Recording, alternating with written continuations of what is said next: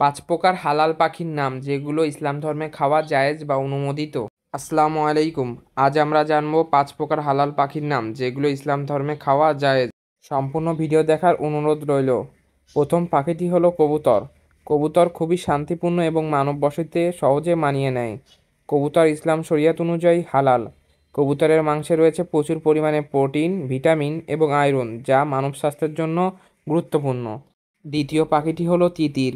তিতির একটি দ্রুত গতিসম্পন্ন পাখি এবং প্রাকৃতিক পরিবেশে সহজে মানিয়ে নিতে পারে। তিতির হালাল এবং এটি প্রায় বিভিন্ন ইসলামিক দেশে খাওয়া হয়। তিতিরের মাংসে রয়েছে প্রচুর পরিমাণে প্রোটিন এবং এটি খেতে সুস্বাদু।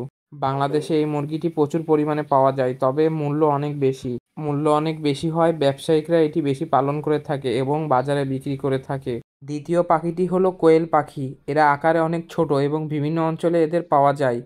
বাংলাদেশে ব্যবসায়িকেরা এটি পালন করে থাকে। যেহেতু এটি কম জায়গা লাগে, তাহলে অল্প জায়গা এবং কম পুঁজিতেই এটি শুরু করা যায়।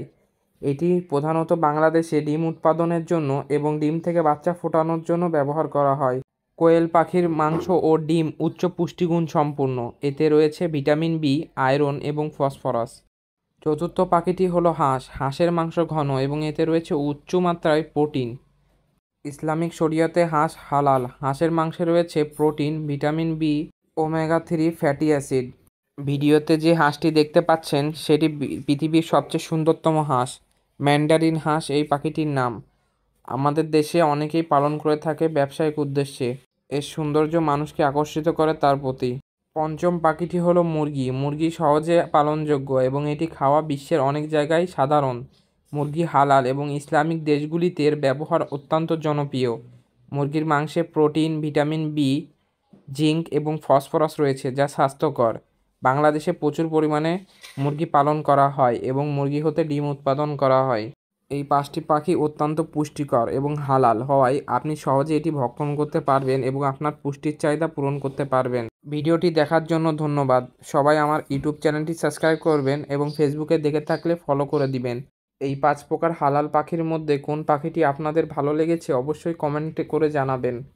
আর ভালো লাগলে অবশ্যই অন্যদেরকে শেয়ার করে জানিয়ে দিন, তারাও জানুক হালাল পাখিগুলোর নাম এবং তাদের বৈশিষ্ট্য এবং তাদের উপকারিতা। আপনারা অনেকেই আমার ভিডিওটি দেখেন কিন্তু শেয়ার করেন না, সাবস্ক্রাইব করেন না, লাইকও করেন না। প্লিজ শেয়ার করবেন, সাবস্ক্রাইব করবেন এবং লাইক দিবেন। পরবর্তী ভিডিও কোন বিষয় নিয়ে বানাবো এটা অবশ্যই আমাকে কমেন্ট করে জানাবেন। আমি সেই অনুযায়ী আপনাদেরকে ভিডিও বানিয়ে দিব। ভিডিওটি কেমন লাগছে সেটাও কমেন্ট করবেন। আজকে এই পর্যন্ত, কি আবার দেখা হবে অন্য কোনো ভিডিওতে। সকলের জন্য দোয়া এবং সকলের পশু পাখি যেন ভালো থাকে।